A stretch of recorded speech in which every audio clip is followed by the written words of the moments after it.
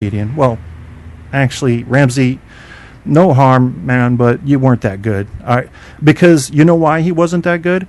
His whole format was I never repeat a joke, and I can prove it. Go to ineverrepeatajoke.com. Once you paint yourself into that corner, you've severely limited yourself. I would have rather seen Ramsey, the Arabian midget, find an act that worked and then use it over and over. You can add jokes here and there, but he is never allowed to repeat a joke. All of his stuff has to be fresh every time. That puts him in a terrible corner. Yes, it's catchy. It's a nice little thing, but it's not going to work, man. Not going to work to stay funny. Rick says, doing good. A little worried for my life right now, but doing good. Do you think that, okay, Rick, do you think Debbie's putting out hit people on you? I'll tell you what. Here's what I'm going to do. Anybody that's putting a hit out on Rick right now, I'm asking you to take me instead. Please. Shoot me in the fucking skull and leave Rick alone. Okay? Because Rick has energy and passion for life. I am hanging on like a dude being drugged behind a truck saying, I could just let go. If I let go, it'll stop hurting. Why am I hanging on to this rope? You see what I'm saying? Yeah, don't kill Rick. Plus, he's a smaller target. I'm a bigger target. I'm trying to make things easier for you. I'm 6'5", 250. Rick is, a little bit shorter. I'm not going to say, it's not my place to say his weight or height. But from what I hear, he has fantastic teeth, and that's something you need to know. So you would see him if he smiled in the dark, unlike most white people. Yeah. That's a difference. I got to get some dental work done. I seriously do. I mean, I have this grind, Rick. I don't know if you deal with people like this, but my teeth grind every night from stress every night. And I mean, I have ground probably 10 or 15% of the edges off of all of my teeth, ground them off. Well, that actually removes the enamel and makes me get some serious work done. But being as poor as I am, and I'm not even going to talk about that. It's just real. That's all I can say. So, what we are in right now is a studio in southeastern Virginia, a.k.a. a back porch. However, next Sunday, and you're hearing it here first, the KTap is moving to Studio 4 in Northern Virginia. And then, in late September, early October, I'm moving to my final destination, Studio 8. Okay? And now I told you guys here first, I'm not repeating this. I'm in Virginia right now. I'm going to Studio 4. Then I'm going to Studio 8 by October. Sometime in October, I'll be fully set up. And you will have the new truth on tap, which will have the broadband. And that means we're going to take calls. And we're going to take calls left and right. And I'm going to get calls from haters. And I'm going to handle those motherfuckers.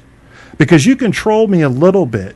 But I got some comebacks now. I've been working a little bit on this. Plus, I used to be too nice. Not really. Not now. I used to be too nice to deal with trolls. I may still ban and block them, but chances are I'm going to give them a bit of a verbal ass whooping first because I'm capable of doing that. Rick says, no, not daily. Someone from the RMG crew said, RMG? I don't even know who that is. Well, I'm going to stay away from that stuff. I ain't scared of anybody, but I'm sure I ain't get... There's only one crew that I can't stand on this network. You guys already know who it is. I pretty much love everybody else, but then again, I have only heard, 10% of the people on Spreaker, so who knows? But I'm trying to take this new approach like Grandpa Al, like Ernie, being peaceful, just being, how can I help you? I don't want to be a dick. Don't make me be a dick. And, take your city back. Yeah, I don't want to be that guy. I don't want to be a pain like Bane. Yeah, Wayne White, dub up in the house, dub up in the house.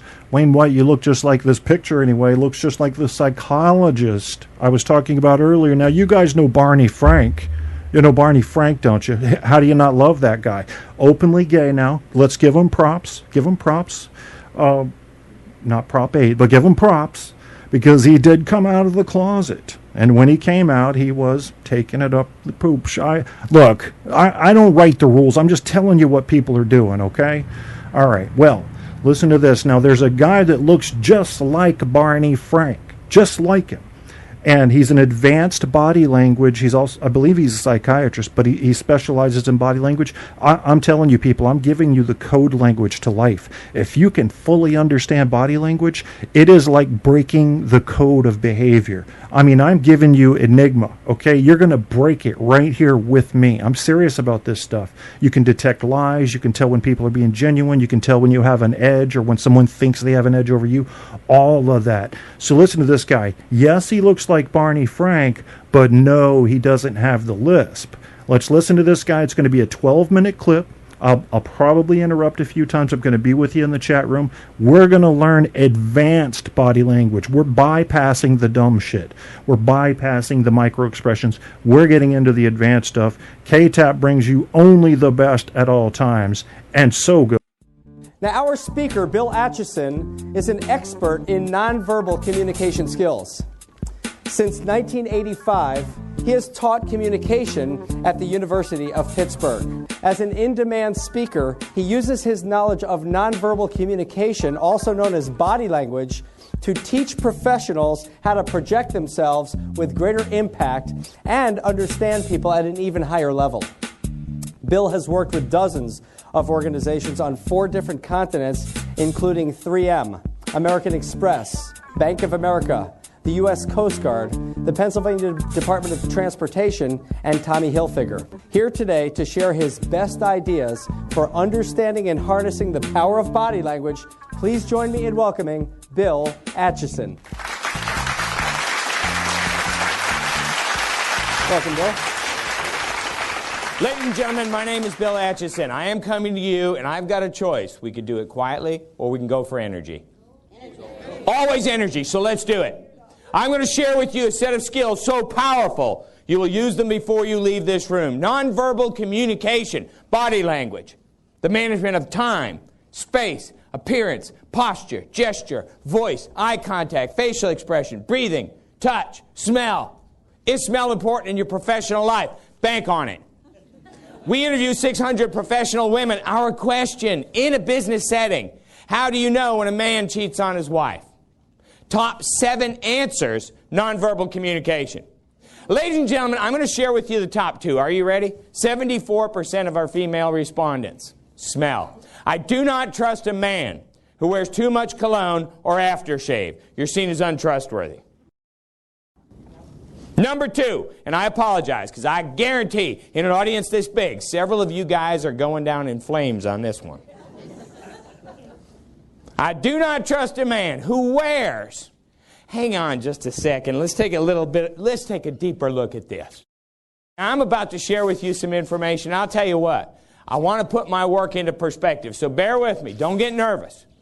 71% of our female respondents, age-related bias. Older the woman, more likely she is to agree. East Coast bias.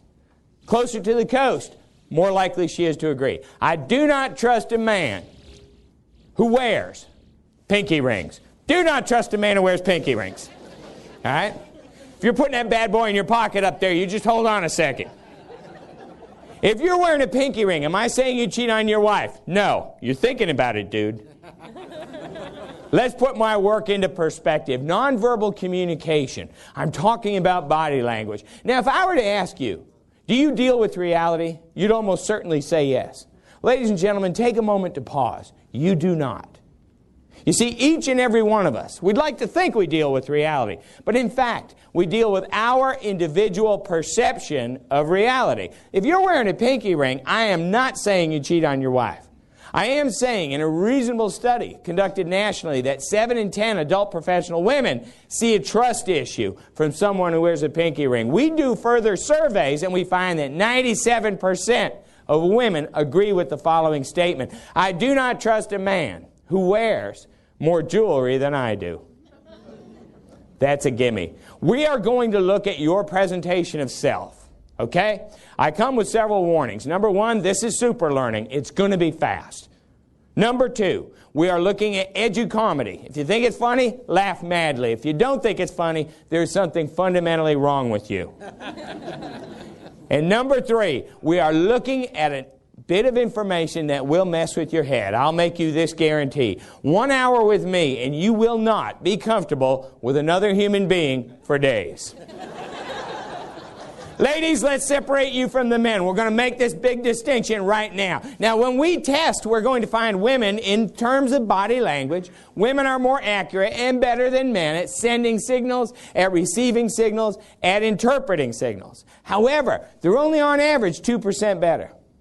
That is not my real-life experience. My real-life experience is that women are substantially better at reading body movement and accurately assigning message value. We go into the workplace. We go into social situations. We're going to find a woman is 4 times more likely to see body movement in a face-to-face communication and accurately assign message value. We're going to look at one behavior to begin this talk, and we're going to analyze it in depth. Gentlemen, you are about to enter the world of female logic. It is not a pretty place. Hand to chin behavior, good listening behavior or not? What do you think? You're engaged in it. One of my audience members right here. If your hand is touching your chin, if your prospect is sitting across from you like this, if you've got a meeting where 3 people are sitting holding their chin, is that a good listening behavior? Or would you say it's not? We go into libraries in the Big Ten, in law, engineering, and medicine. What we'll discover is that 71% of graduate students reading for depth touch their mandible while reading. Hand touching to the chin, to that mandible, activates the oligodendroglia, the smallest... No, sir. Oligodendroglia, this is something that does not need to be mentioned. This is something that people use to make themselves sound smarter. Okay, what this is basically gluons, which hold together the myelin sheath, which is something that surrounds your neurons. The axon, they kind of look like a little sperm, to be honest with you, your neurons. So they have the dendrites coming off of the head area, and then the axon is like the tail. And it's calcium and potassium that move a signal down a neuron. And the reason they don't clash or short out is because you have that myelin sheath. So he's talking about, I've seen no report, and I've done the research on this, that says you can activate insulators. You can't activate them. They either work or they don't. So he's just making some shit up right now. But yes, touching the chin is an indication that someone wants to learn. Now, you can use that to fake showing interest in something. But then you get into body language counter tactics. Because then I have to know, are you really interested? So watch out for that. It gets deep. It really does. Let's keep it going. Neuron tissue in the brain. Translation, this is a good listening behavior. However, when I stand on stage and I share this information with audiences, the women tend to look at me, as you are, with cynicism. The head's tilted, the lips are compressed a little bit. I'll show you a good look at cynicism in a moment. Now, why are so many women seeing this as a negative listening behavior? I begin to interview, and last year I conducted 100 interviews of professional women. Here are my results. 58 out of 100 see this as a negative listening behavior. In fact, it isn't. But you know what? If I make a slight shift, it becomes negative. What have I done? Ladies and gentlemen, I am chin propping. Let me translate. If you and I are engaged in a conversation and I feel compelled to hold my head up with my thumb in order to listen, how successful are you as a communicator? You're not doing real well. Unobtrusive chin propping occurs when the thumb is under the chin and concealed. The more obvious chin propping is really quite negative. And that is not the primary reason that women see this behavior as negative. Watch closely. This is what distinguishes the women from the men in terms of assessing body language. I'm listening to you during the conversation. You're rather intriguing. But at some point during your talk, my finger moves up over my lips.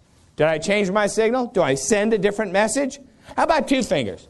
How about the more transparent 10? See what's happening? What we're going to do is this. We're going to look at the notion that every feeling, intention, and thought, and if you're taking notes, congratulations. You are perceived as 14 IQ points more intelligent if you take notes in front of someone than if you're not taking notes. Should you have picked up a pen and paper while I was saying that, you're good for 7 points. Hand to chin behavior. If that finger moves into the central region of the face, what has just happened? Let me illustrate for you. On the part of a listener, a hand to the central part of the face, particularly covering the lips, 80% accurate as a single indicator of cynicism. I'll translate. I don't believe what you're saying. So hand to the central part of the face by a listener, that's rather